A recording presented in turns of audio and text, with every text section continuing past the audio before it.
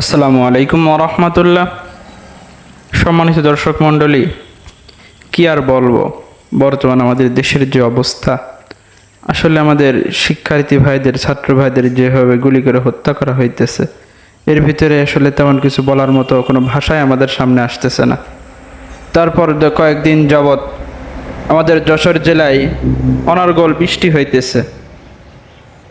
একাধারে বৃষ্টি হওয়ার ফলে আমাদের কাজে খুব ব্যাঘাত ঘটতেছে। তারপরে রোডঘাটে তেমন একটা বের হওয়া যাইতেছে না। আমাদের যে মৎস্য খামার রয়েছে, সে মৎস্য খামারের অবস্থাও, আশপাশের অবস্থা তেমন একটা ভালো না। আপনারা দেখতে পারছেন যে আমাদের মৎস্য খামারের ভিতরে যে একটা মোটর ছিল, সে মোটরের সাথে যে একটা বেরেল রয়েছে, বেরেলের ভিতরে পানি চলে গেছে।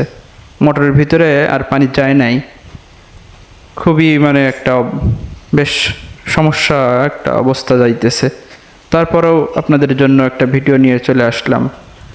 আমরা এখন আমাদের যে মোটর রয়েছে, এর ভিতরে যেহেতু বেরেল পর্যন্ত পানি চলে আসছে, শর্ট টাইমের ভিতরেই মোটরের ভিতরে পানি চলে যাবে।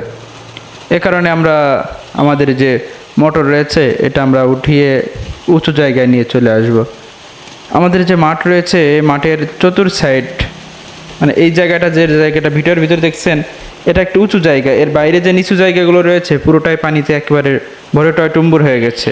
আমাদের পাশের যে মৎস্য খামার, সেটাও আপনার পুরো সমান হয়ে গেছে মাঠের সাথে।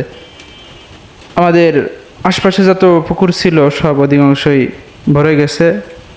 তার ভিতরে আল্লাহর রহমতে আমাদের পুকুরটা একটু ভালো রয়েছে, যেহেতু আমাদের পুকুরের যে পাড়টা অনেক উঁচু।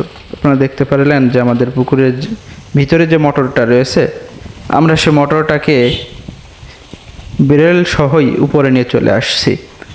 যে ঘরটা দেখছেন, এটা মূলত আমাদের যে মোটরের যে বোর্ড থাকে, বোর্ড রাখা হয় এই ঘরের ভিতরেই মোটর সহ, বেরেল সহ ভিতরে রাখলাম, যাতে করে আর বৃষ্টিতে আর সমস্যা না হয়।